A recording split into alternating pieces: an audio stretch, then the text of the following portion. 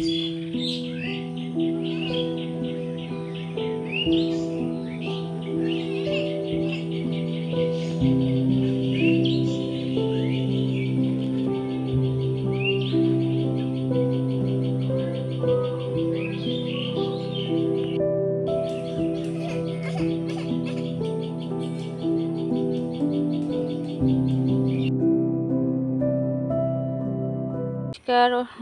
সবাইকে, welcome to back to my channel অনপড়া ব্লগে তোমাদের সবাইকে স্বাগত। দেখো চলে এলাম একটা নতুন রেসিপি নিয়ে। দেখো আমি বাজার থেকে মুরগির টেংরি নিয়ে এসেছি, অনেকে নাম বলে। পা নিয়ে এসেছি আর মাংস নিয়ে এসেছি।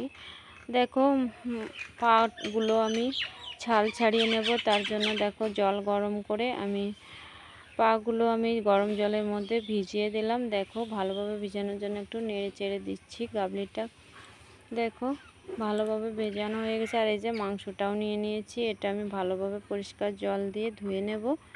আর তার আগে দেখো গরম জলে পাগুলো দিয়েছি, ওগুলো ছাল ছাড়িয়ে নিচ্ছি এই যে। আর পাশে দেখো অর্ঘ্যবাবু বসে আছে, বসে চপ খাচ্ছে, বেগুনের চপ। আর আমি আর শাশুড়ি মা এই যে মুরগির পাগুলো ছাল ছাড়াচ্ছি। দেখো ছাল ছাড়ানো হয়ে গেছে এবং পরিষ্কার করেও নিয়ে চলে এসেছি মাংস আর মুরগির পা। ওগুলো রান্না করব, তার জন্য দেখো ডুমু ডুমু করে আলু কেটে নিয়েছি।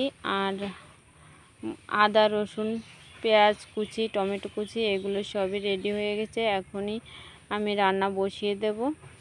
আগে থেকেই শাশুড়ি মা করে রেখেছে, আমি দোকান থেকে এসে করে শুধু মাংসটা পরিষ্কার করে আমি রান্না বসিয়ে দিচ্ছি।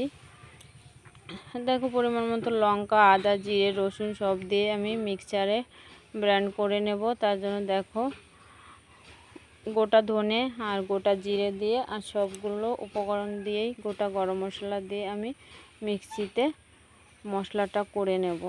তার জন্য দেখো একটু পরিমাণ মতো তো জল দিতেই হবে। দেখো মিক্সিতে মশলাটা আমার করা হয়ে গেছে। আমি কিছু পরিমাণ মশলা দিয়ে আর হলুদ লবণ তেল সবগুলো উপকরণ একসঙ্গে দিয়ে আমি একটু ম্যারিনেট করে নেব মুরগির পাগুলো। সেই সাথে আমি মাংসটাও ম্যারিনেট করে রেখে দেব কিছু টাইমের জন্য। আগে পাটা রান্না করব, তারপরে মাংসটা রান্না করব।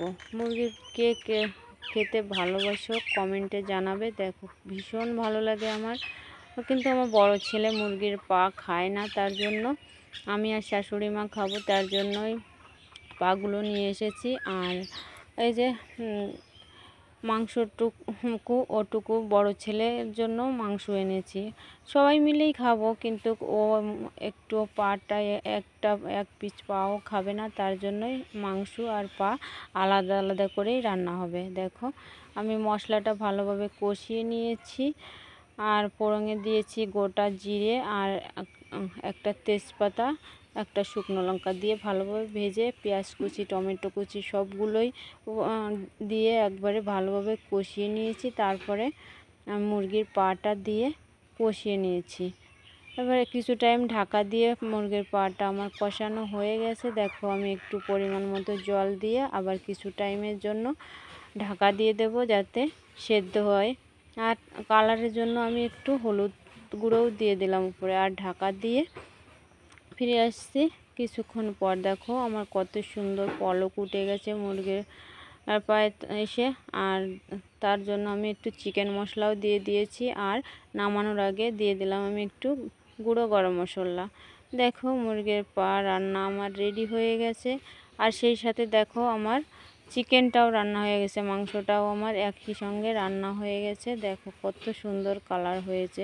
ভিডিওটা ভালো লাগলে লাইক শেয়ার কমেন্ট করো, সাবস্ক্রাইব করে পাশে থেকো। আর নতুন নতুন রেসিপি পেতে হলে ভিডিওটা সাবস্ক্রাইব করে পাশের বেল আইকনটি অন করে দিও। ফিরে আসবো নতুন কোনো রেসিপি নিয়ে। সবাই ভালো থেকো সুস্থ থেকো।